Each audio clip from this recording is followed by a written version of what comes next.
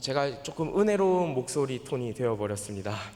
네, 이렇게 목이 조금 가서 다른 것은 다 괜찮은데 혹시나 저 설교자가 저 목사님이 설교하다 쓰러지는 거 아닌가 하는 걱정은 안 하셔도 될 것 같습니다. 오늘은 특별히 제가 두성을 쓰지도 않고 흉성 쓰지 않고 이렇게 비성으로 좀 설교를 하도록 하겠습니다. 오늘 말씀은 사실 이제 그리스도인만이 할 수 있는 고민에 대한 것입니다. 저는 이걸 이제 오늘 제목과 같이 거룩한 상상력이라고 표현하고 싶습니다. 그리스도인만이 할 수 있는 고민입니다. 하나님은 우리에게 어떤 행동을 촉구하실 때, 어떤 선한 일을 우리에게 이루고자 하실 때, 우리가 흡사 오해하는 것처럼 한 손에는 채찍을 들고 한 손에는 당근을 들고 이렇게 막 우리를 이것 주랴 저것 주랴 그렇게 괴롭히는 그런 못된 주인이 아니십니다. 오히려 하나님께서는 이미 우리와 또 온 우주 만물 가운데 이루신 그리고 행하신 그 놀라운 일들, 그리고 우리에게 일어난 그 거룩한 변화를 성경을 통해 꾸준히 알려주십니다. 근데 사실 우리는 자주 이 사실을 잊어요. 하지만 신실하신 우리 하나님께서는 우리의 이 거룩한 정체성을 포기하지 않고 계속 알려주십니다. 이 때문에 우리는 능동적으로 어떤 그 신자만이 할 수 있는 거룩한 고민을 할 수 있게 되었습니다. 먼저는 오늘 이 말씀을 통해서 우리에게 일어난 놀라운 진리를 먼저 나누겠습니다. 다음으로 우리에게 일어난 이 영광스러운 일 때문에 우리가 어떤 거룩한 상상을 할 수 있게 되었는지를 이 성경을 통해 발견할 것입니다. 이 시간 지혜와 계시의 영이신 성령 하나님께서 우리에게 순종하는 마음과 또 회개와 또 거룩한 용기 주시기를 간절히 소원합니다. 제가 몇 년 전에 이제 지금도 생생히 기억이 나요. 아주 이제 고급 레스토랑에 간 적이 있습니다. 처음 그런 데 가봤어요. 이제 어떤 분이 이제 참 어떤 고마우신 분이 저와 이제 가족들이 이제 이용할 수 있는 어떤 바우처를 주셔가지고 이제 그렇게 좀 감사하게 가게 되었는데, 사실 그 식사권을 받을 때만 해도 몰랐습니다. 그곳이 얼마나 비싼 곳인지를 사실 정말 몰랐어요. 그런데 이제 식당 입구를 딱 들어가면서 알았습니다. 내가 옷을 잘못 입고 왔구나. 그러니까 그냥 면바지에 이렇게 셔츠 하나를 딱 입고 갔었거든요. 근데 이제 마치 그곳은 드라마에서 보듯 이렇게 멋있는 이렇게 딱 떨어지는 슈트를 입고 그렇게 좀 멋있게 들어갔어야 했던 곳 같은 느낌을 딱 받았습니다. 식당 레스토랑 직원들은 입구에서부터 이미 저와 가족들이 오는 것을 딱 알고 기다리고 있었죠. 그리고 이제 예정된 자리로 이제 안내를 받았는데 무슨 고급 호텔 같았습니다. 서울 야경이 이렇게 훤히 다 보였고, 이제 저와 이제 가족들이 이제 이 말만 반복했어요. 크게 못했어요. 이렇게 부끄러워가지고. 어떤 말만 반복했냐면, 와, 대박, 이거 뭐야?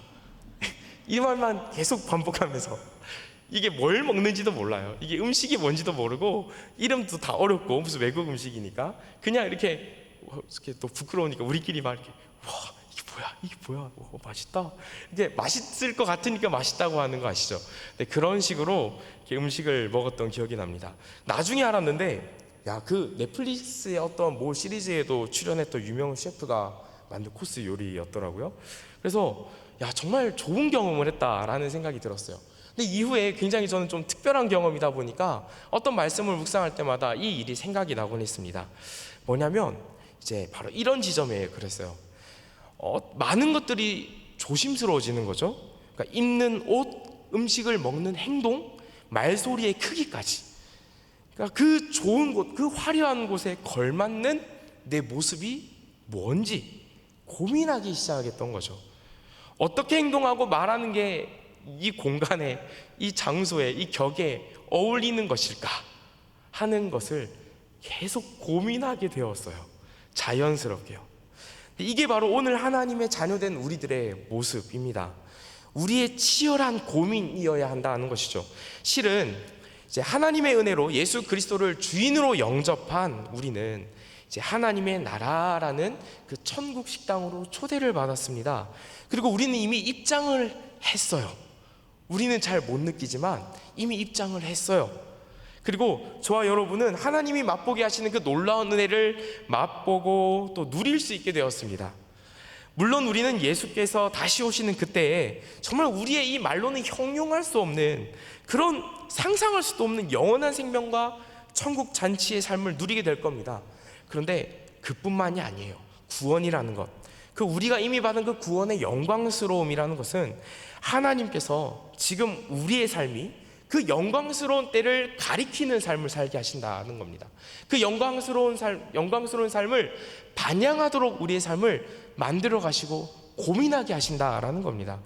그 영원함을 알리는 삶을 우리로 하여금 살게 하세요. 우리에게 하나님의 말씀을 통해서, 이 교회를 통해서 내가 이미 하나님 나라에 속한 자라는 사실을 알리시고 우리에게 확신을 주십니다. 하나님 나라에 어울리는 모습이 무엇일까 고민하게 하시고, 또 바라게 하시고, 그리고 심지어 거룩히 살아갈 힘을 주시기도 합니다. 과연 그러한가? 정말 과연 그러한가? 하나님께서 이미 우리에게 하신 일을 성경을 통해서 한번 확인해 봅시다. 오늘 본문을 한번 보면 좋겠습니다. 독특한 표현이 있어요. 오늘 본문 말씀 4에서 6절을 한번 우리 다 같이 한번 읽어보면 좋겠습니다. 4절입니다. 긍휼이 풍성하신 하나님이 우리를 사랑하신 그 큰 사랑을 인하여 허물로 죽은 우리를 그리스도와 함께 살리셨고 너희는 은혜로 구원을 받은 것이라. 또 함께 일으키사 그리스도 예수 안에서 함께 하늘에 앉히시니. 아멘. 여기서 독특한 지점, 무엇이 특별해 보이시나요? 혹 만약에 지금 내가 내 모습 마음에 안 들어, 나는 좀 내 형편 마음에 안 들어, 나는 좀 하나님 보시기에 우리 같은 신앙 공동체 안에서도 난 떳떳하지 못해 라는 생각이 혹 있는 사람이시라면, 그런 성도님이시라면 더더욱 주목해 보십시오. 뭐냐면 6절입니다. 6절. 또 함께 일으키사 그리스도 예수 안에서 함께 하늘에 앉히시니 라고 성경이 말하고 있어요. 함께 하늘에 앉히시니. 긍휼이 풍성하신 하나님이 그리스도 예수 안에서 우리를 함께 하늘에 앉히셨다라고 말씀합니다. 우리가 하늘에 앉혀졌다라는 말은 하나님 나라의 시민이 될 권한을, 미래의 그 권한을 받았을 뿐만 아니라 지금 이미 우리가 하나님 나라에 앉아 있다라는 우리 진짜 모습에 대한 선언입니다. 선언. 주목할 부분은 이게 미래에 일어날 일이 아니라는 점이에요. 우리는 성경에 이런 내용이 되게 많습니다. 마치 지금 내 모습이라고 의심될 법한 너무 좋은 얘기들이 성경에 많아요. 그런데 우리는 그거를 자꾸 미래에 돌려버려요. 우리는 지금 내 모습이 그렇지 않으니까, 내 판단하에 나는 그럴 자격이 없어 보이니까 자꾸 미래에 돌려버려요. 그리고 그것을 무언가로 자꾸 이렇게 표현을 하는 것들이 있거든요. 이것은 마치 미래에 있을 법한 얘기를 지금 실제 일어난 것처럼 느껴서 하는 표현이다 라는 식으로 막 이게 학자들이 말하기도 하는 경우도 있습니다. 그런데 그게 아닌 거예요. 정말 말 그대로 하나님께서 실제로 우리를 이렇게 보고 계신다라는 겁니다. 그러니까 우리가 보는 이 시각과 촉각과 이런 감각들로 여겨지는 내 모습이 아니라 성경이 증언하는 그 약속의 모습, 하나님이 선포하신 그 모습이 바로 이 모습이다라는 거예요. 내가 나를 어떻게 보든지 간에 이미 그렇게 되었다라는 것이 중요합니다. 그러니까 우리는 눈에 보이는 것, 귀에 들리는 것, 이것에 되게 빨리 그 감각에 쉽게 마음을 빼앗기죠. 하지만 그리스도인은 보고 느끼는 것만으로 살지 않습니다. 또 다른 감각이 있어요. 그 감각의 이름은 바로 이것입니다. 믿음이에요. 믿음. 우리는 믿음으로 살아요. 믿음으로 산다라고 할 때 이것은 단순히 내가 살아있다라는 것만 말하지 않습니다. 믿음으로 살아가는 방식이다라는 말도 되는 거예요. 우리는 믿음으로 살아요. 성경은 하나님이 우리의 존재를 얼마나 영광스럽게 하셨는지를 알려주시고 우리의 믿음의 감각을 사용해서 이 약속을 보게 하셨어요. 하나님이 말씀하신 그 약속대로 나 자신을 봐야 되는 거죠. 그래서 오늘 말씀은 하나님이 우리를 이렇게 보신다는 겁니다. 어떻게 해요? 하늘에 앉혀진 자, 하늘에 속한 자라고요. 그러니까 하나님의 말씀을 전했던 수많은 사람들, 이 성경의 이 기록자들, 영감받은 기록자들, 이 모든 사람들은 이 하나님이 내게 행하신 일, 내가 하늘에 속했다라는 그 사실에 그 영혼의 닻을 내리고 살았습니다. 이들이 교회를 위로하고 권면하고 책망할 때에도 너희도 나와 같이 하늘에 속한 자야 라는 의식이 항상 이 안에서 작동하고 있었어요. 그래서 그들을 포기하지 않을 수 있었던 겁니다. 그들의 겉모습만 봐서는 당장 포기해도 될 만한 수많은 죄를 짓는, 추악한 죄를 짓는 사람들임에도 불구하고 교회의 이름을 걸고서도 말이죠. 그런데도 그들을 포기하지 않았던 이유는 이 같은 의식, 하나님이 그들 가운데 이미 행하신 그 일이 이 성경 기록자들, 복음을 전파자들, 그들의 마음속에 계속 작동하고 있었기 때문이에요. 우리는 여러 노력으로 이 땅에서 하늘에 올라가야 하는 사람들이 아니라 우리가 이미 하늘에 속했다라는 그 사실로 우리를 바라봐야 합니다. 성경에 나타나는 모든 위로와 권면의 이유가 바로 여기 있어요. 그래서 성경 곳곳마다 우리를 포기하지 않고 존귀한 그런 존재로 표현하는 것입니다. 이건 단순히 너는 그냥 사랑받을 귀한 사람이야, 넌 아주 보배로운 사람이야, 막 우리의 자존감을 높여주려는 목적이 아니라는 겁니다. 하나님의 이 놀라운 행하신 일, 이 존귀하게 하신 그 일 때문에 그런데 수많은 예들이 있는데 제가 딱 5가지만 뽑아봤어요. 빌립보서 3장 20절입니다. 그러나 우리의 시민권은 하늘에 있는지라 거기로부터 구원하는 자 곧 주 예수 그리스도를 기다리노니 라고 하죠. 우리의 시민권은 하늘에 있다라고 이미 말을 하죠. 에베소서 2장 19절입니다. 그러므로 이제부터 너희는 외인도 아니요 나그네도 아니요 오직 성도들과 동일한 시민이요 하나님의 권속이라, 가족이란 말이죠. 하나님께 속한 친가족이라는 말입니다. 에베소서 5장 8절이에요. 너희가 전에는 어둠이더니 이제는 주 안에서 빛이라, 빛의 자녀들처럼 행하라. 그러니까 우리가 어떤 빛의 존재가 되었다. 그러니까 가늠할 수 없는 그런 놀라운 뭔가를 드러내고 밝히는 존재가 되었다라고 우리를 존귀하게 표현하죠. 또 고린도후서 2장 15절입니다. 우리는 구원받는 자들에게나 망하는 자들에게나 하나님 앞에서 그리스도의 향기니라고 얘기합니다. 향기라고 얘기해요.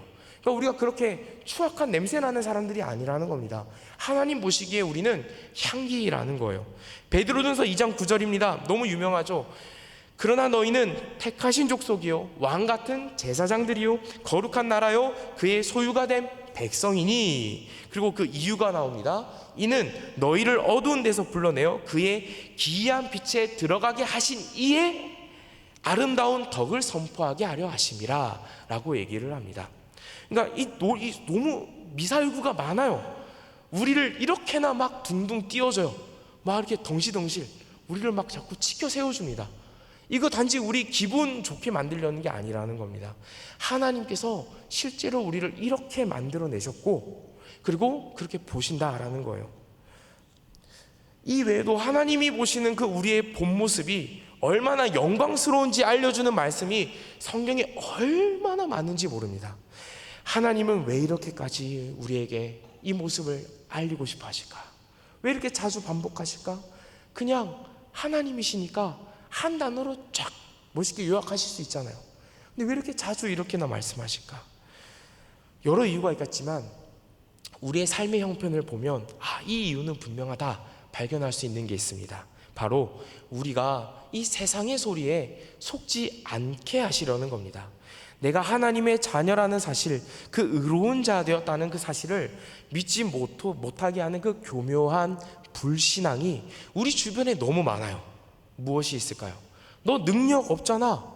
너 돈 없잖아. 너 매력 없잖아. 너 공부 못하잖아.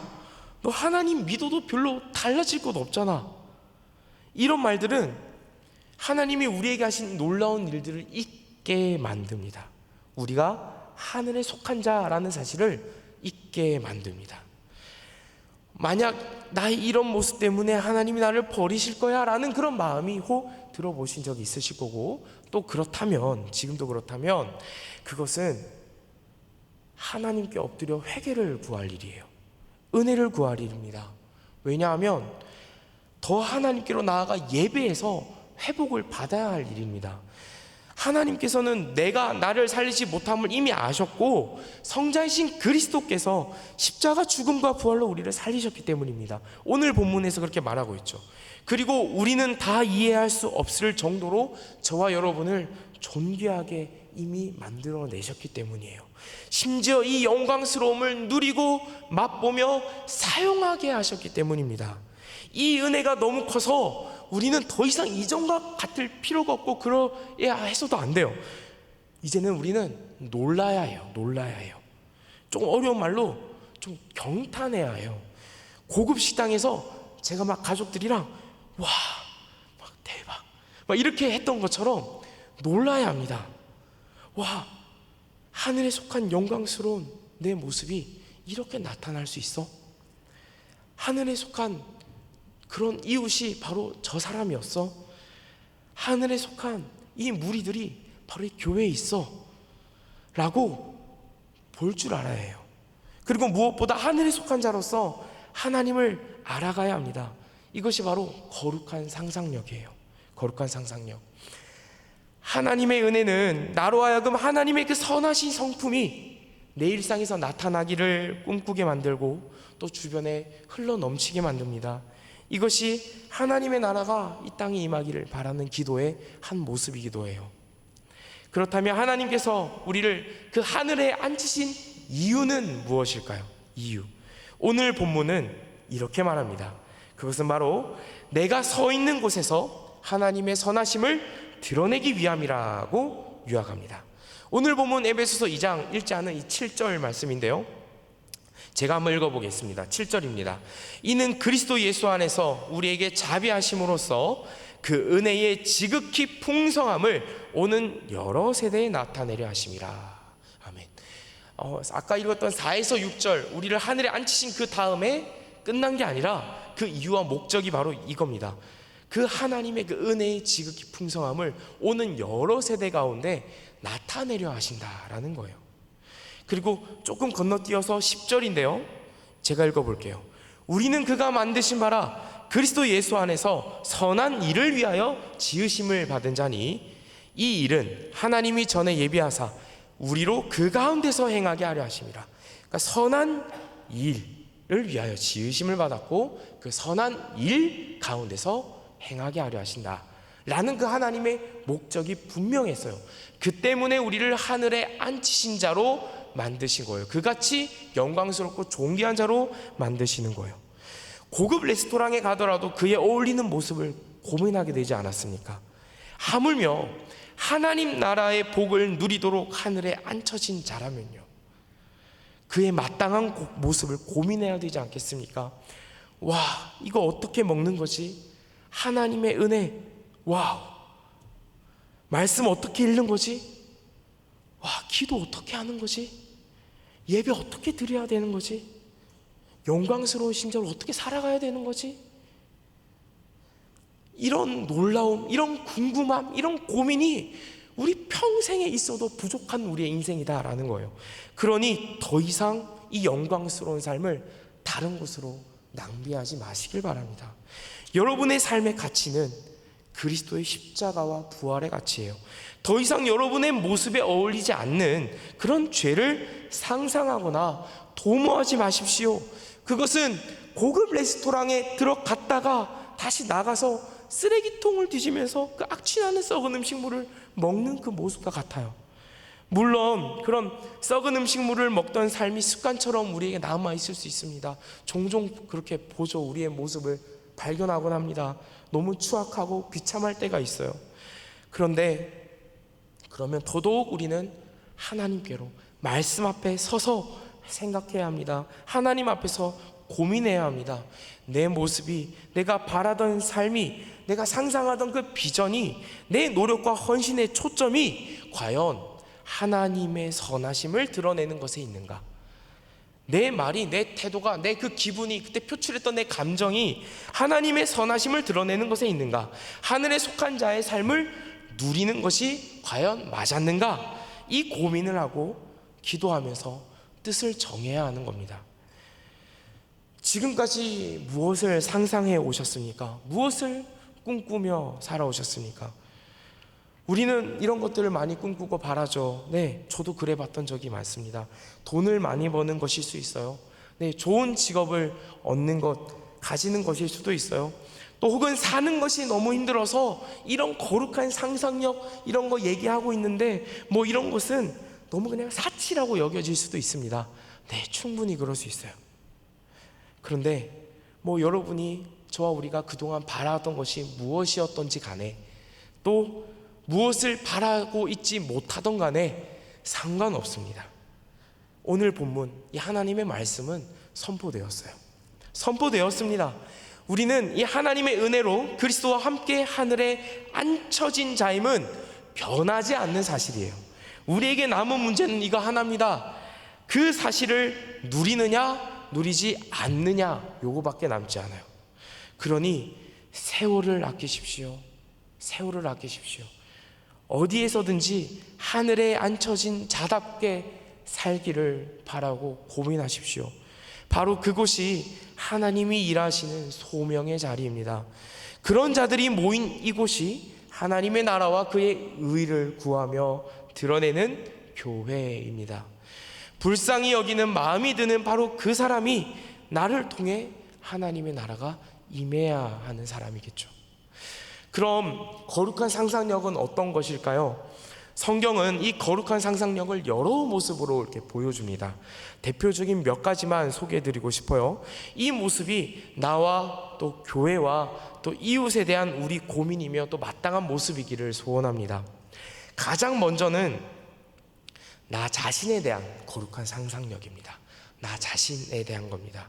특히 내가 고통 중에 있을 때, 환난 중에 있을 때, 그렇게 어려운 상황 속에서도 우리가 하늘에 앉혀진 자로서 우리 스스로를 바라볼 수 있는 그런 거룩한 상상력을 발휘할 수 있다라는 것, 그것을 오늘 성경 사도행전 7장에서 보여주는데요. 7장에 스데반 집사님이 등장하죠. 그는 복음을 전했습니다. 사람들의 마음에 찔리는 복음이었어요. 특히 유대인들이었죠. 그들의 마음에 이 스데반 집사가 전하는 이 복음의 내용이 거치는 것이 되었고 걸려 넘어졌습니다. 그리고 이런 것이죠. 어둠에 오랜 기간 살았던 사람은 빛을 보기가 쉽지 않아요. 싫어합니다. 그래서 빛을 전하는 스데반을 돌로 쳐 죽이게 됩니다. 이때 스데반은 무엇을 봅니까? 스데반이 전하는 이 복음 이후에 사도행전 7장 55, 56절인데요. 제가 한번 읽어보겠습니다. 스데반이 성령 충만하여 하늘을 우러러 주목하여 하나님의 영광과 및 예수께서 하나님 우편에 서신 것을 보고 말하되, 보라 하늘이 열리고 인자가 하나님 우편에 서신 것을 보노라 한대. 아멘. 이 스데반은 죽기 전에 하나님 우편에 서신 그리스도를 보았습니다. 이건 단순히 환상이나 죽기 전에 착각 같은 게 아니에요. 돌에 맞아 죽기 직전인 하나님의 백성일지라도 그가 보는 것은 이 땅이 아니라 하늘이라는 사실을 하나님께서 우리에게 보이시는 겁니다. 우리는 살면서 죽을 것 같은 고통을 당할 때가 분명히 있습니다. 그런 우리에게도 이 거룩한 상상력이 여전히 가능해요. 그런 어려운 상황 중에도, 그런 어려운 밤 중에도 어두운 밤 지나고 동 튄다 라는 고백이 내 고백이 되기도 한다라는 거예요. 그런 거룩한 상상력이 가능합니다. 하늘을 바라보는 일이 가능해요. 내 삶이, 내 환경이 나를 무너뜨리고 눌러서 고개를 들 수 없게 만들더라도 우리의 믿음이라는 이 감각이 작동하게 하더라는 겁니다. 하나님 보좌 우편에 계신 그리스도를 우리도 보더라 하는 거예요. 성경은 이것을 자주 이런 단어로 표현합니다. 인내와 소망이라고요. 고통을 마주할 때 우리의 이 거룩한 상상력은 인내로, 소망으로 발휘됩니다. 지금까지 살아오시면서 하나님께서 이 고통 중에 있는 이 내가 하늘을 바라보도록 인도하셨던 그런 경험들이 분명히 있으셨을 거예요. 내가 모르고 누렸을 뿐입니다. 하나님께서는 우리가 하늘에 앉혀진 자처럼 살도록 이 인내와 소망을 굳게 붙들게 하셨습니다. 거룩한 상상력은 이미 우리에게 이처럼 이렇게 나타나고 있었어요. 또 둘째로 성경은 이제 거룩한 상상력이 이제 나를 벗어나서 이 교회를 향하여 나타나는 것을 보여줍니다. 가장 이 대표적인 모습이 이 자기 물건을 공용으로 쓰도록 교회에 내어놓는 장면인데요, 사도행전 4장 32절입니다. 제가 한번 읽어보겠습니다. 믿는 무리가 한 마음과 한 뜻이 되어 모든 물건을 서로 통용하고 자기 물건을 조금이라도 자기 것이라 하는 이가 하나도 없더라 라고 하죠. 신자들은 이 하나님 나라의 모습이 이 신자들의 모임 가운데 이루어지는 이 주된 역할을 하게 됩니다. 이게 무슨 말이냐면, 이 하나님 나라가 실제적으로 이 땅 가운데 임하는 것에 주된 역할을 감당한다는 거예요. 자신의 것을 내어놓습니다. 이 땅에서 나를 위해 살다가 하늘에 앉혀진 자답게 하늘의 방식으로 가난하고 배고픈 이들이 채워지고 이 배부른 하나님 나라의 모습을 우리가 상상하고 꿈꾸게 됩니다. 저는 이것을 이제 평균의 은혜라고 얘기를 해요. 그러니까 우리의 손이 곧 하나님의 손길이 되고 우리의 발걸음이 곧 하나님이 동행하시는 발걸음이 되는 그 놀라운 일이 일어나는 거예요. 성경은 이것들을 자주 여러 가지 표현을 하지만 자주 이런 표현을 합니다. 연합이라고, 혹은 덕을 세움이다 라고 얘기를 하기도 합니다. 그러니까 역시나 우리는 이런 모두 다 이런 평균케 하는 이 은혜를, 이런 거룩한 상상력을 발휘하고 누려왔습니다. 그 말만 쓰지 않았을 뿐이죠. 이제는 더욱 능동적으로 우리 믿음의 형제 자매들을 향한 이 평균의 은혜를, 거룩한 상상력을 발휘해야 될 때입니다. 나에게 있는 시간이 누군가에게 필요하다면 시간을 내어주어야 하고, 또 따뜻한 말을 내어주어야 하고, 물질을 내어주는 것은 말할 것도 없을 것입니다. 다 내 것이 아니라 이것 또한 다 하나님께로 받은 것이기 때문에 그렇습니다. 또 이것을 나누어서 평균케 되는 그 모습이 우리가 훗날 마주할 그 하나님 나라의 모습이기 때문에 그렇습니다. 우리가 이같이 한 마음과 한 뜻이 되어 통용하여서 평균케 되는 은혜를 날로 누리게 되기를 소원합니다. 그리고 이웃에 대한 거룩한 상상력도 있어요. 인정하기 싫을 때가 많지만 바로 저 사람도 나와 같이 하나님의 은혜를 바라야 하는 사람, 그 진실이 사실 성경이 말하는 사실입니다. 그리고 하나님이 나를 통해서 그 이웃에게 하나님을 소개하신다라는 그 사실 앞에 우리는 이제는 두렵고 떨림으로 말할 것을 준비하고 살아야 합니다. 그들이 나와 함께 하나님을 경배하고 예배하는 모습을 꿈꿀 수 있어야 돼요. 또 그들을 위해 기도하기도 하죠. 이 사람들은 어떤 사람들이냐, 바로 어제 나와 얼굴을 붉힌 그 사람이기도 하고, 또 그래서 일터의 동료들이기도 하고, 심지어 내 가족들이기도 합니다. 결국 우리는 그들과 함께 천국에서 만날지도 몰라요. 또 보통 우리가 얼굴 붉히는 사람들은 같은 신자들이기 때가 많죠. 우리는 함께 그 과거에 얼굴을 붉혔던 때가 민망할 정도로 기뻐하고 부둥켜 안고 함께 뛰어놀지도 모릅니다.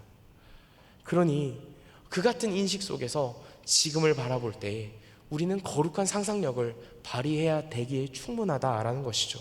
성경은 이것들 여러 표현을 하지만 특히 긍휼히 여김과 사랑이라고도 말합니다. 물론 우리는 이 땅에 발을 딛고 살아서 많은 유혹을 받고 살죠. 시험이 있습니다. 마음을 지키기 어려울 때가 너무 많아요. 눈물이 나요. 소리를 지르고 분노가 치밀어 미칠 것 같은 때가 분명히 많습니다. 그러나 하나님의 말씀이 선포하는 것처럼 우리는 이 땅에 발을 딛고 사는 동시에 마치 비유컨대 저 높은 하늘을 내다보는, 저 높은 하늘을 충분히 바라볼 수 있는 그런 거인과도 같습니다. 그러니까 우리를 그 자리에, 그 사람들 속에 하나님의 말씀과 함께 보내신 이유가 분명히 있습니다. 하나님은 실수가 없으세요. 하나님은 저와 여러분을 통해서 하나님의 성품을 드러내시기를 기뻐하십니다. 그러니 거룩한 상상력을 포기하지 마십시오. 하나님과 하나님의 그 성품과 하나님의 나라를 알아가기를 바라고 소원하십시오. 교회에서 말씀의 지도를 받으며 또 그 말씀 안에서 성도들과 함께 더욱 그 하나님의 나라를 바라고 원하고 소원하십시오. 고민하십시오. 어떻게 드러내야 되나? 어떻게 내가 할 수 있는가? 나에게 주신 달란트는 무엇인가? 나로 인하여서 무엇을 하기를 원하시는가? 하는 그 고민이 날마다 우리에게 치열하게 있어야 합니다. 나 자신에 대한 그 거룩한 상상력인 인내와 소망을, 그리고 교회를 향한 거룩한 상상력인 이 평균의 은혜와 연합을, 또 이웃을 향한 이 거룩한 상상력인 긍휼과 사랑을, 그것들을 발휘할 수 있도록 용기를, 지혜를 구하십시오. 그리고 뜻을 정하여 때로는 준비하고 또 실력도 쌓으십시오.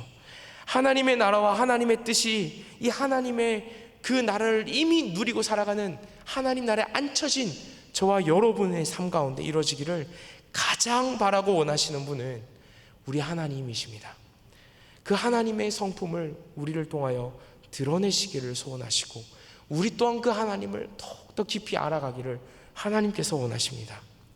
이 한 분이신 하나님을 알아가는 그 인생에는요, 은혜와 평안뿐만 아니라 반드시 거룩한 도전들이 찾아올 것입니다. 살아가시는 그 삶의 자리마다 하늘에 앉혀진 자의 그 거룩한 상상력이 드러나시게 될 것이고, 또 하나님 나라의 영광을 이 땅에서부터 누리게 되실 것입니다. 그 같은 은혜가 이미 구원받은 백성이 된 저와 여러분 가운데 이미 예비되어 있으니 성령 하나님께서 그 길을 동행하시며 용기 주시며 지혜 주실 것이니, 우리 또한 능동적으로 그 하나님의 나라를 그 하나님의 뜻과 같이 구하시기를 간절히 소원합니다. 우리가 그 같은 은혜를 기대하고 바라면서 이런 찬양으로 고백했으면 좋겠어요. 찬양하겠는데요, 내 삶의 이유라 라는 찬양입니다. 그러니까 내 평생의 삶이 주님의 삶을, 주님의 뜻을, 그 주님의 성품을 드러내는 삶 되기를 바랬으면 좋겠습니다. 내가 살아가는 이유가 나를 살리신 그 주님의 이름 때문이라는 것, 또 내가 살아가는 그 목적이 주님의 선하심을 드러내는 삶이 되기를 고백하고 바라는 삶, 그것을 이 시간 우리가 찬양에 힘입어서 고백하고 기도했으면 좋겠습니다.